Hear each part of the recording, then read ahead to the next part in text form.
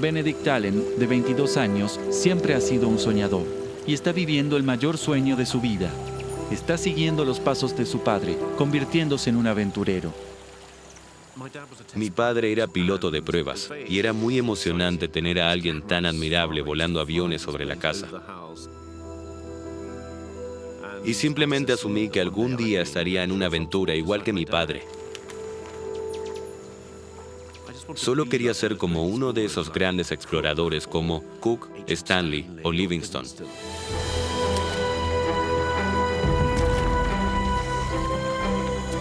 Para su primera expedición, Benedict llegó a la selva más extensa de la Tierra, la poderosa selva amazónica.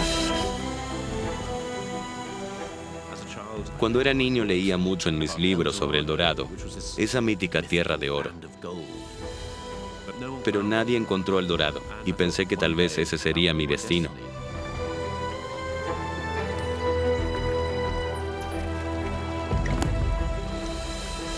Su compañero en esta aventura es un perro callejero que se le unió durante el viaje. Estaba solo y ese perro me recordaba a mis perros en casa. Lo llamé Casio, que en indio significa perro. Así que para mí simplemente era un perro. Pero empezó a ser más que un perro. Empezó a ser mi amigo. A pesar de su entusiasmo juvenil, esta es la primera gran aventura de Benedict. Está intentando atravesar más de 1.600 kilómetros de selva densa e inexplorada. Así que él confía en 2 guías locales para ayudarlo a sobrevivir. Me enseñaron cómo sentirme a gusto en la selva, que para mí era un lugar desconcertante.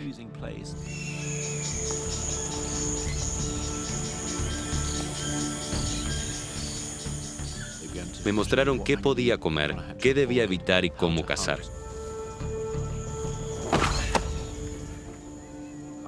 Dependía completamente de estos 2 hombres y su impresionante conocimiento, porque yo no sabía nada, ya sabes, absolutamente nada.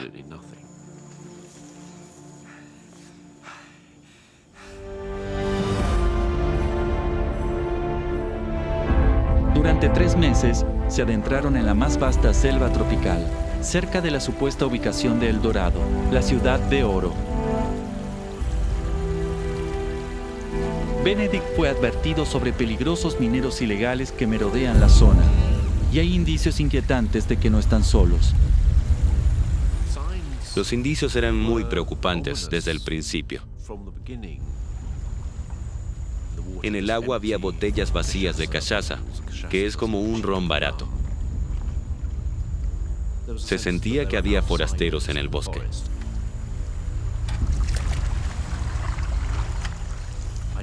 Me advirtieron que eran asaltantes, ladrones, personas acusadas de asesinato.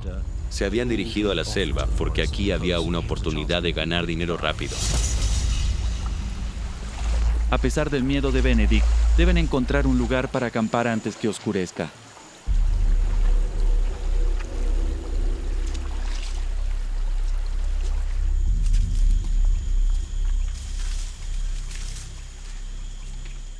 Nos adentramos entre los árboles y nos topamos con un asentamiento.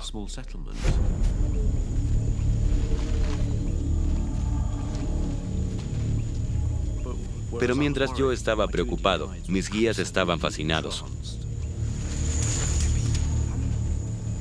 Uno de los guías recogió un abrelatas y se preguntaba para qué servía. ¡Vámonos! ¡Vámonos! De repente, llegó este tipo, Méndez. Él era el típico minero. Solo sentí que debía salir de ahí. Vámonos. ¿Qué estás haciendo aquí? Entonces,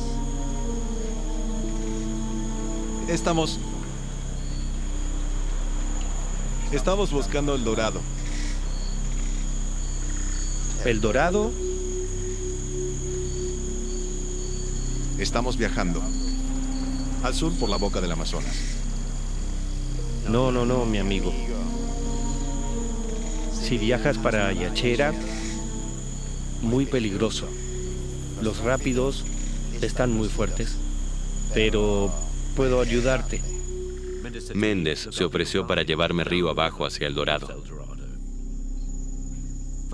Él conoce un sendero donde yo podría caminar desde el río hasta el mundo exterior. ¿Está bien? Nos divertimos.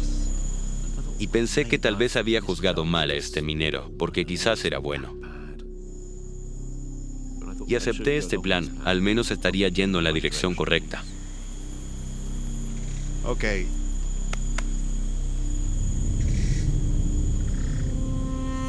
Benedict acepta la oferta y se prepara para pasar la noche.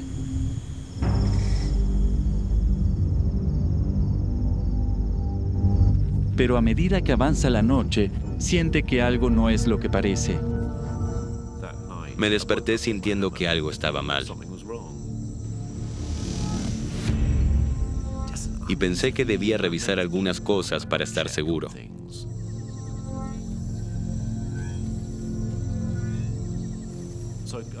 Me puse las botas y fui al río, para ver si mi canoa todavía estaba allí y asegurarme de que todo estuviera bien.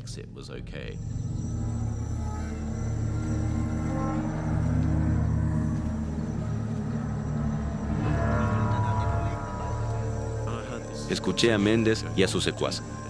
Estaban hablando de mí. Decían, ¿por qué no le cortamos el cuello ahora? ¿Por qué no le cortamos la garganta ahora? ¿Los indios qué? ¿Tendrán problema si lo matamos? No. A ellos les da igual. Comencé a sentir miedo y una descarga de adrenalina. Vamos, lo hacemos ahora. ¿Quién lo va a hacer? Yo lo haré. Cuando está durmiendo. Y me di cuenta de que simplemente me iban a matar. Pensé solo en correr, salir de ahí. Entonces, corrí hacia mi canoa.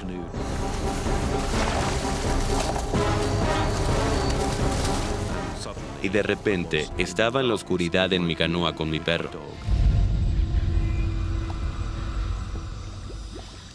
Y con su leal amigo Cashew, Benedict se aleja del peligro.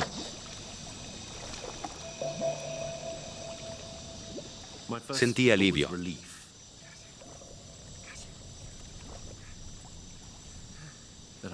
Tuve esta horrenda y terrible revelación de que no estaba nada seguro. De pronto estaba rodeado por la selva en plena noche. Me sentía muy solo.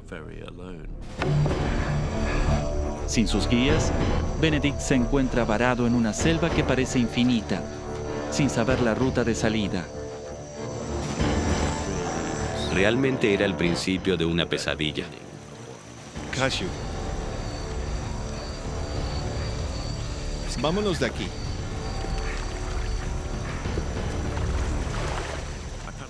Después de remar por una hora, decidí calmarme y arrimarme a la orilla.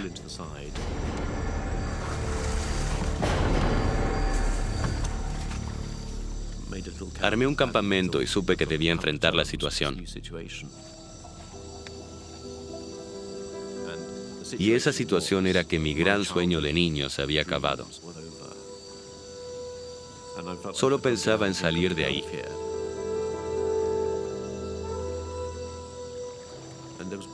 Sentía la sangre latir en mi cabeza. No tenía idea de qué había en la selva, ni si tenía lo necesario para poder sobrevivir.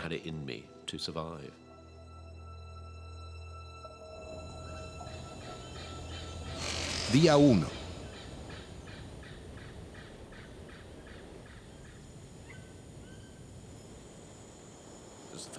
Al amanecer, vi la inmensidad del lugar y allí estaba yo, solo, en medio de la selva. Fue aterrador.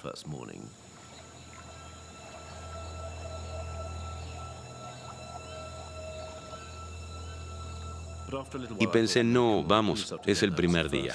Revisé mis suministros, comprobando si tenía lo suficiente para salir de la selva. Buen chico. Según Benedict, tiene suficiente arroz, azúcar y carne seca para 2 semanas. Tiene una red para mosquitos, un machete y un kit de supervivencia. Todo lo que necesita para sobrevivir. Si quería volver a ver a mis padres, debía arriesgarme y encontrar un sendero para salir de la selva. Pero Benedict sabe que buscar una ruta para salir significa adentrarse en aguas completamente desconocidas.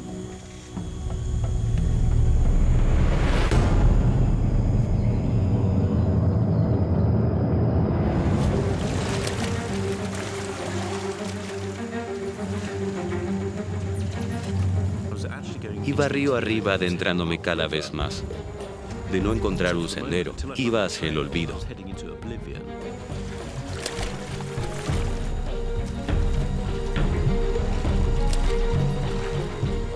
Empezaba a tener un poco de esperanza.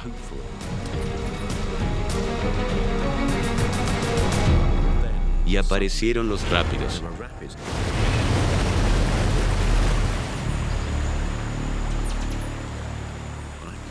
Recuerdo pensar, vamos, cálmate, tienes que salir de aquí.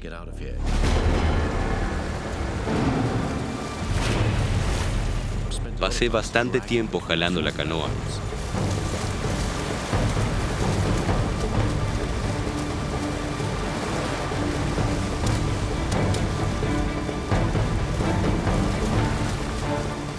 Fue un trabajo duro.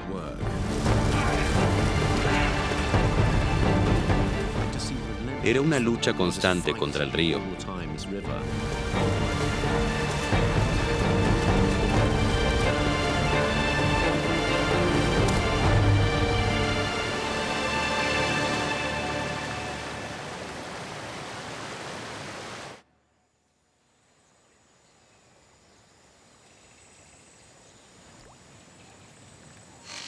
Día 3.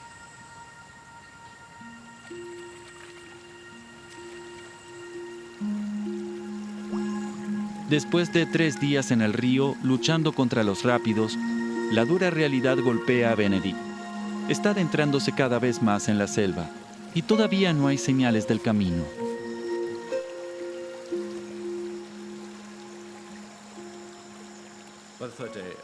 Para el tercer día, mi entusiasmo se había desvanecido.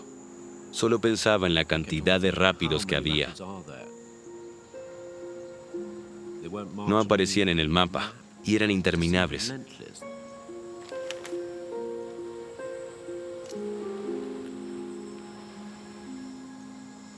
Físicamente me sentía un desastre. Tenía las manos destrozadas y quemadas por jalar la cuerda.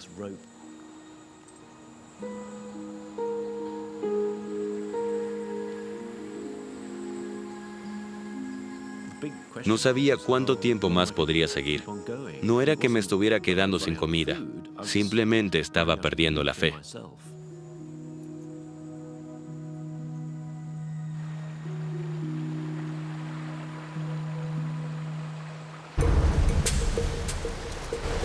Al llegar la tarde, Benedict y Cashew habrían superado lo peor de los rápidos.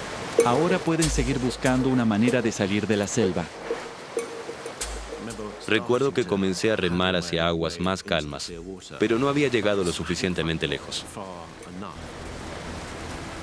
De pronto, todo se descontroló.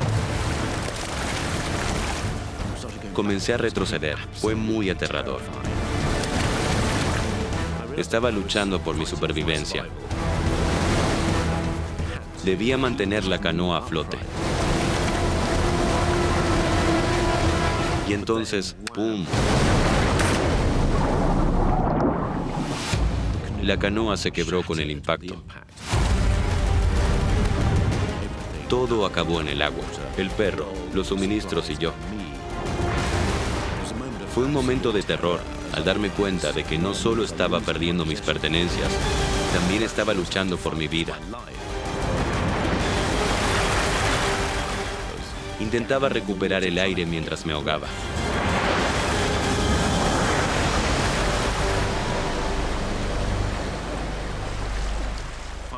Finalmente logré abrirme camino hacia la orilla del río.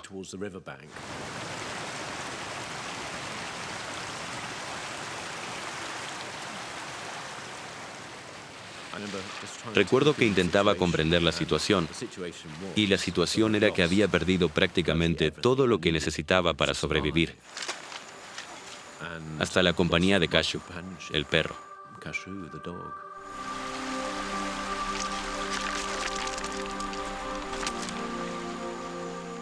Fue un momento triste, porque él era mi amigo, mi compañía. Él era todo para mí.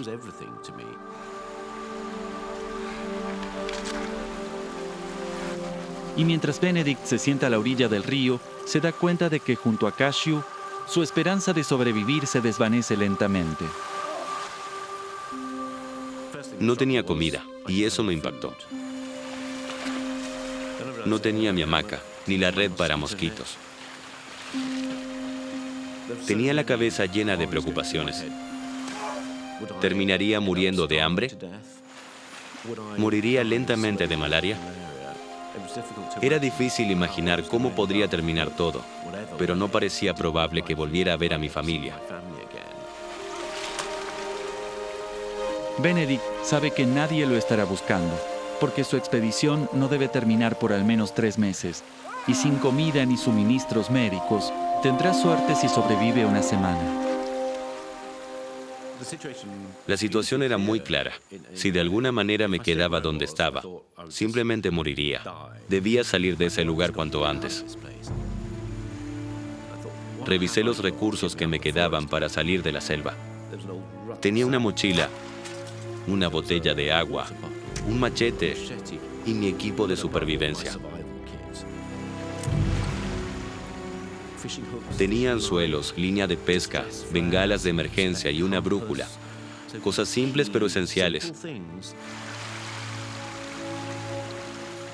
Saqué mi pequeño cuaderno y dibujé un mapa con todo lo que podía recordar. Benedict se da cuenta de que el río ya no es una ruta viable, y la única salida posible es caminar directamente por la selva e intentar salir a pie. Así que dibujé una línea punteada, y ese será mi camino de salida.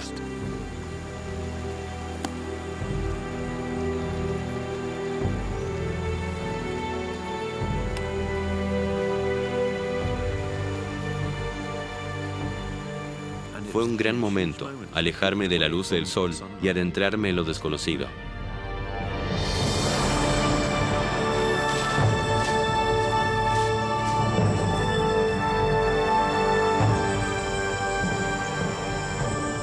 Y Benedict se adentra en uno de los lugares más inhóspitos del planeta: la selva amazónica.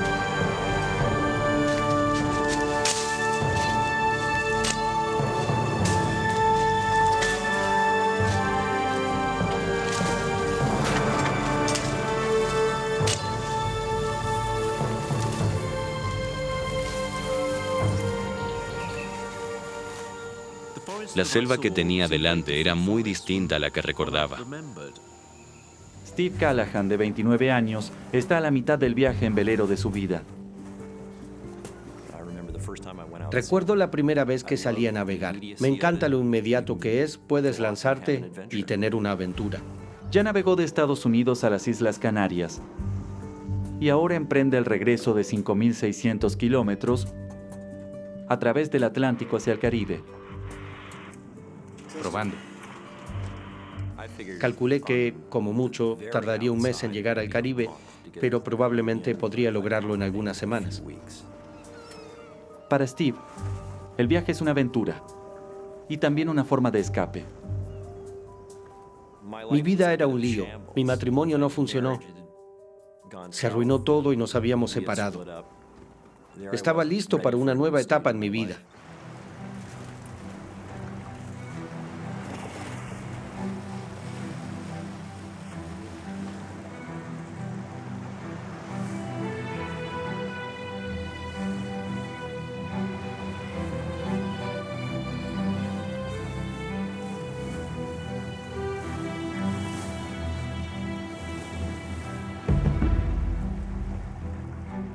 Steve espera que la soledad en el mar abierto en el barco que él construyó lo ayudará a dejar atrás un año difícil.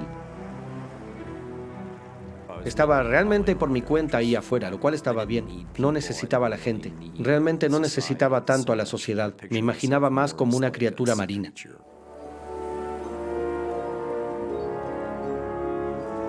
La primera semana en alta mar, el clima es excepcionalmente bueno.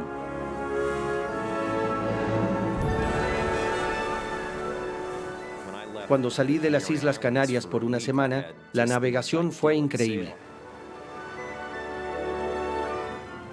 Todo era hermoso y escuchaba la radio mientras tocaba el bote como un tambor. Tenía toda una rutina de ejercicios en el barco. Se sentía como estar en casa.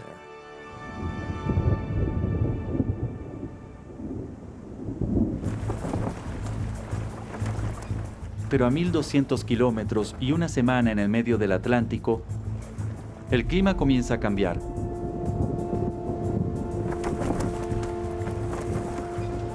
El clima empieza a ponerse feo. Probablemente estaba soplando unos 35 nudos, más o menos. Y las olas empezaron a crecer. Para un marinero experimentado como Steve, no es nada fuera de lo común. Antes ya había visto climas mucho peores.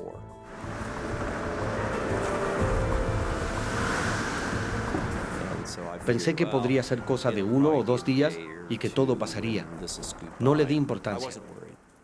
Todo estaba bien.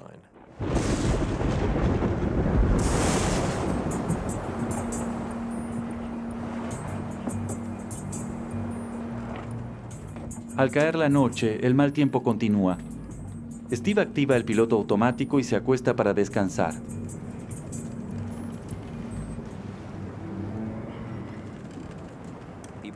La gente cree que navegar es una tarea tranquila. No lo es.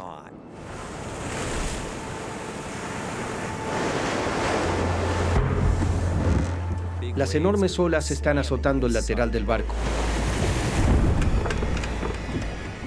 Se sentía un movimiento bastante brusco, pero aún así podía medio recostarme y estaba medio dormido.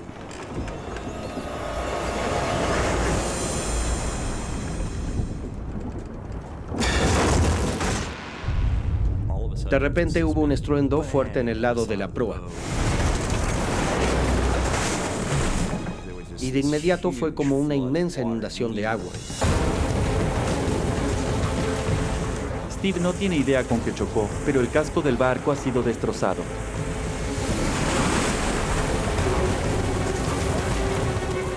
El agua estaba subiendo muy rápido.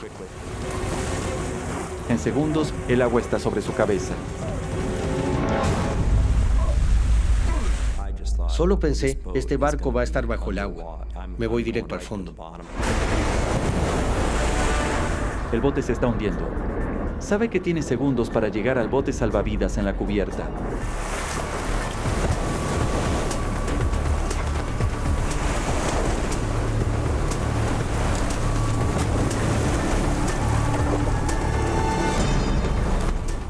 Entonces tiro de la cuerda y la cuerda sigue saliendo. No pasa nada de nada. ¡Vamos! Esto no funcionó. ¡Vamos!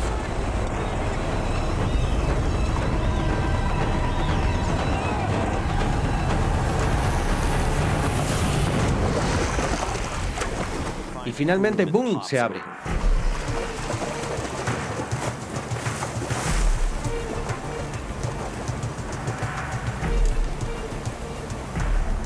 Steve llega a salvo, pero justo cuando está a punto de soltarse, surge un pensamiento aterrador. Me di cuenta de que con el equipo que había en la balsa no duraría mucho tiempo.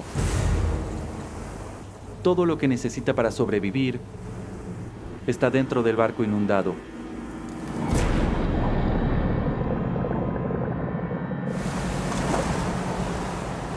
Era fundamental que regresara al barco, me sumerja y recuperara el equipo necesario. Aunque me di cuenta de que el barco podría hundirse bajo las olas en cualquier momento. En contra de sus instintos, no tiene otra opción más que sumergirse de nuevo en el barco que se hunde.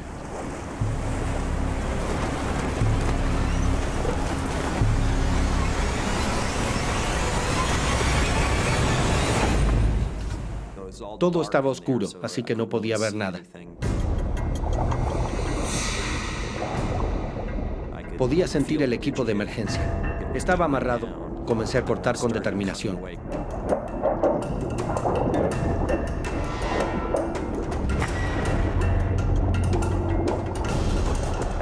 Steve libera su kit de emergencia. Pero justo cuando llega a la escotilla,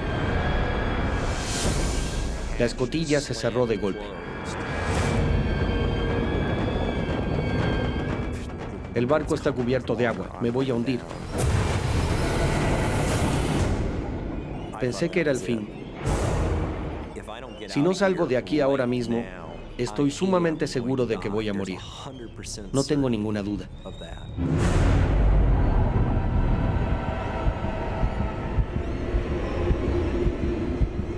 pero cuando sus pulmones están por estallar, una enorme ola rompe contra el barco.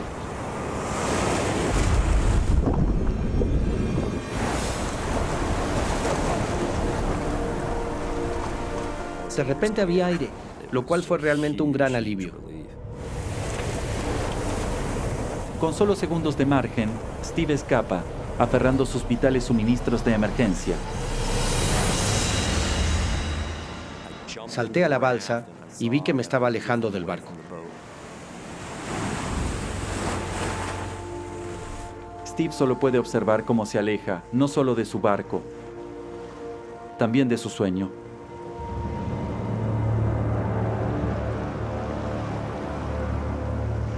A la deriva en medio del océano Atlántico. Fue simplemente devastador.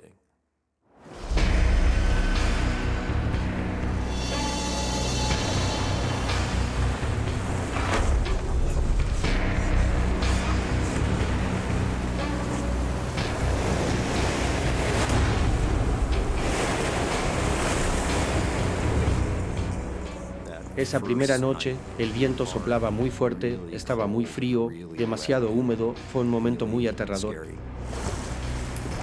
Tenía mucho frío y no paraba de temblar, y me preocupaba morir de hipotermia. Quizás no pasé la noche.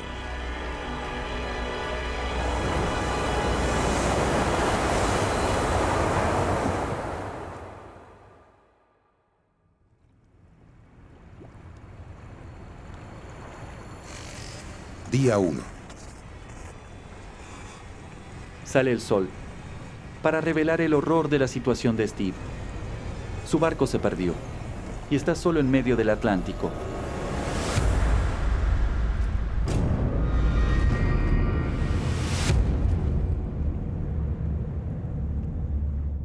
Estoy muy lejos de cualquier persona y también estoy en una parte muy vacía del océano.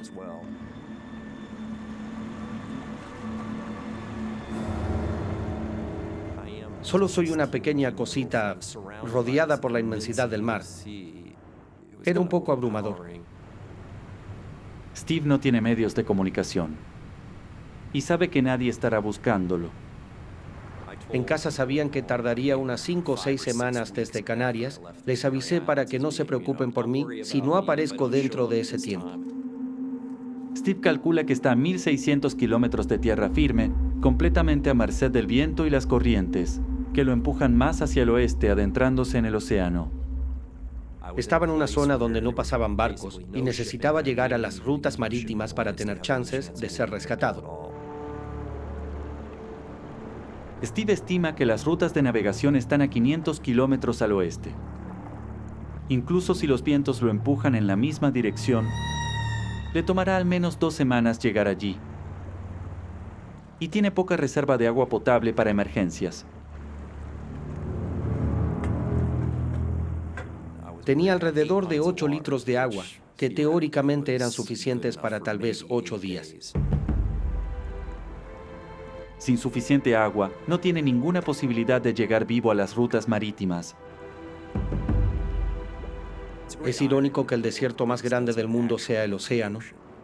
No puedes beber nada de esa agua, no hay sombra, y mis posibilidades de sobrevivir eran casi nulas.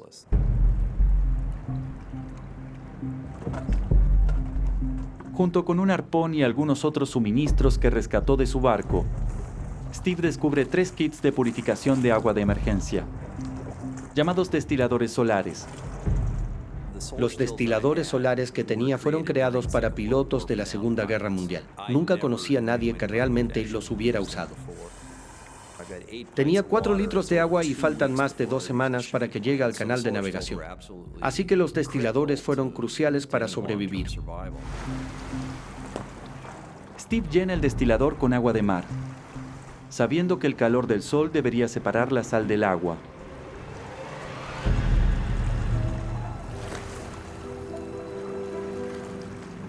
En media hora ya tenía una bolsa llena de agua.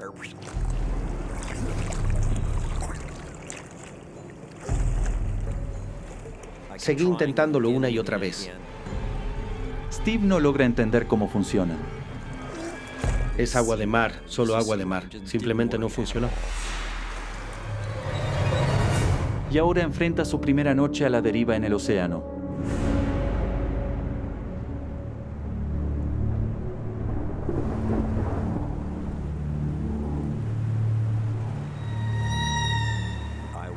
Me sentía desesperadamente solo y, en cierta forma, todo eso era una experiencia infernal. Steve sabe que es esencial resolver su problema de agua potable y la tormenta le da una idea. La mayoría de los sobrevivientes dependían de agua de lluvia. Si Steve logra usar el toldo para recolectar agua de lluvia, quizás tenga una solución.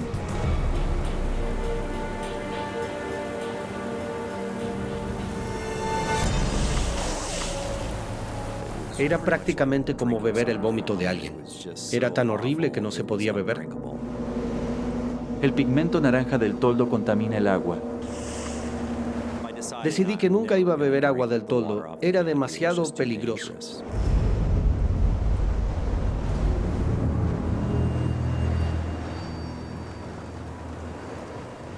La búsqueda de Steve para encontrar consuelo en el mar ha resultado en un aislamiento espantoso. Y no ve ninguna salida a su calvario.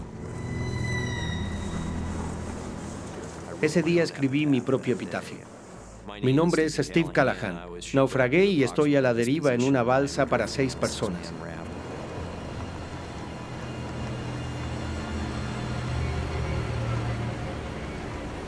Simplemente sentí que estaba totalmente condenado.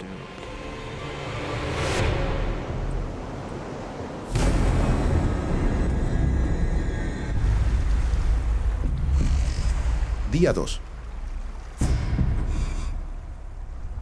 Las corrientes están empujando a Steve hacia el oeste, su única chance de ser rescatado. Pero está a más de 2 semanas, con solo agua para sobrevivir unos días. No iba a sobrevivir mucho tiempo. ¿Sabes? Tomaba apenas un poco cada tanto, ni siquiera lo tragaba del todo. Era como si se absorbiera solo. Estaba empezando a tener mucha sed.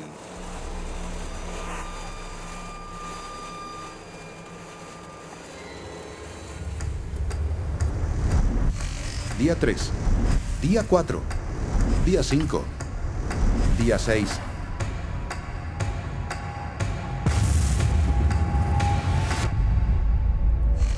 Día 7.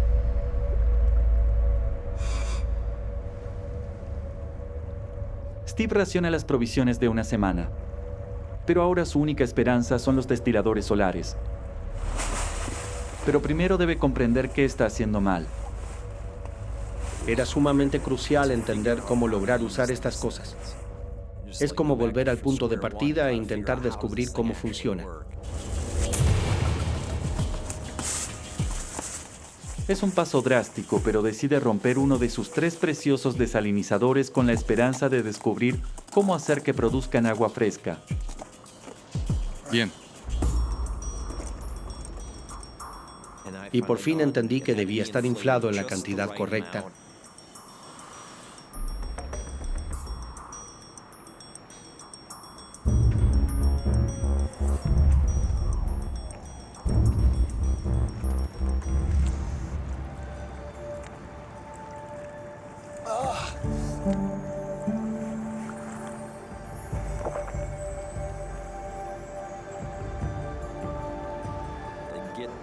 Lograr que los destiladores solares produzcan un poco de agua potable, en ese momento era la mayor alegría que podía tener.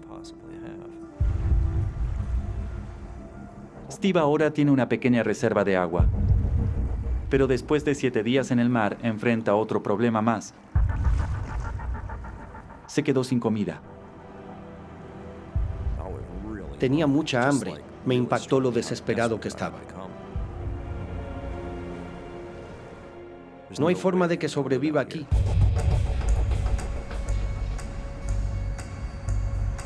Día 8, día 9, día 10, día 11.